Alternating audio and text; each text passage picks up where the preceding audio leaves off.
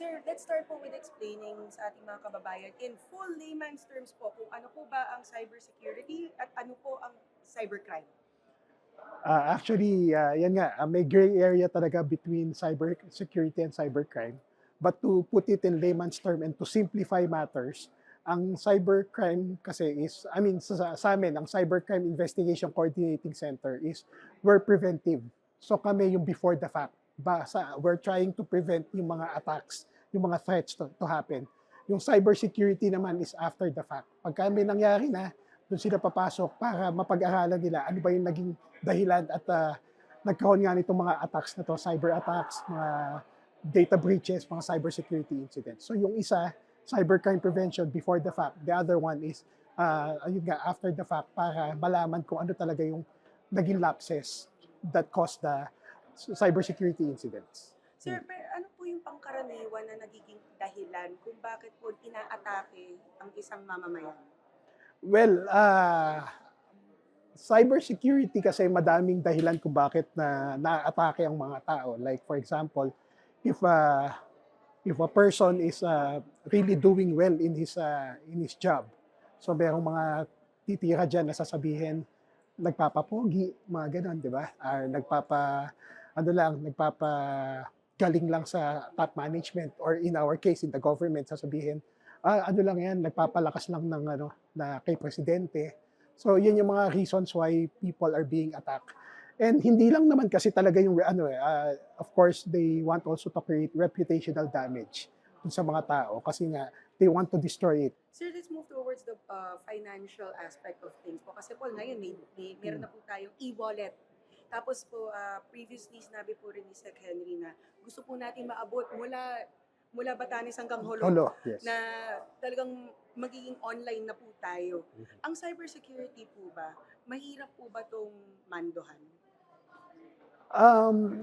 Hindi naman mahirap manduan ng cybersecurity. It's just that it really depends upon the organization talaga kasi. I mean, the government can lay down all the guidelines on how to improve the cybersecurity posture of the organization. Pero depende sa leadership nila kung gusto talaga nilang i-adapt yung mga guidelines na binibigay na to ng government. At the end of the day, it's still the call of the top management of every organization whether they really want to improve the cybersecurity posture of their organizations despite all the guidelines that are being laid down by the government. Like, for example, sa amin, yung DICT.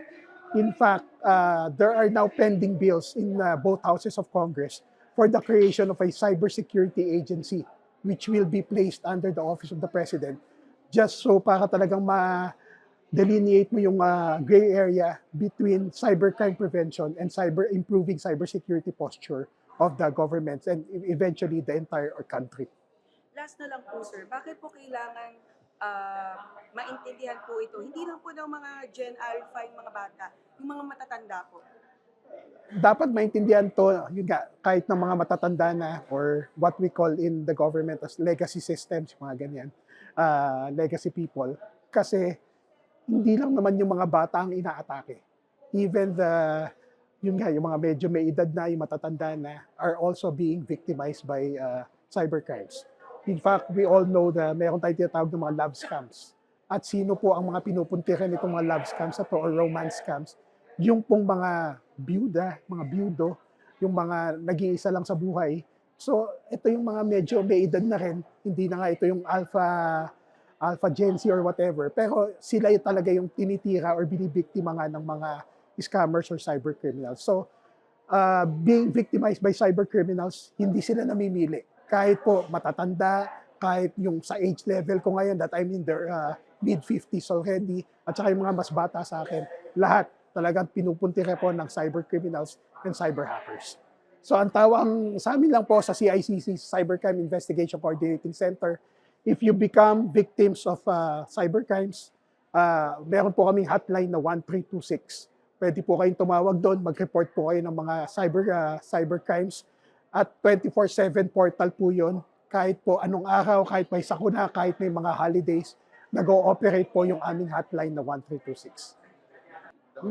Well, we've always believe in the saying na yung laban natin sa cybercrime is not a siloed attack. dapat meron tayong whole of society approach, meaning there should be a collaboration, a partnership between the government and the private sector. That's why we welcome yung naging pagiging institutional partner namin sa Information Security Officers Group. Dahil nga na-expand namin yung horizons namin. Like for example, hindi lang kami nalilimit sa government objective or government point of view. Nakikita rin nga namin ano ba yung gustong itulong ng private sector in the fight against cybercrimes. And lastly, sir, looking ahead to this year, 2026, what are you most excited about and hopeful to achieve through the IM Secure program? Well, to the IM Secure program, I'm really looking forward on how they would align with the projects of the CICC, considering that we have a new executive director in the person of Attorney Renato Aboy Paraiso. Of course, being a new executive director and a lawyer at that, he has his own flagship programs in mind, some of which we have already started to roll out. So we're really looking forward on how we can align these flagship programs of Attorney Aboy Paraiso with that of the IM Secure.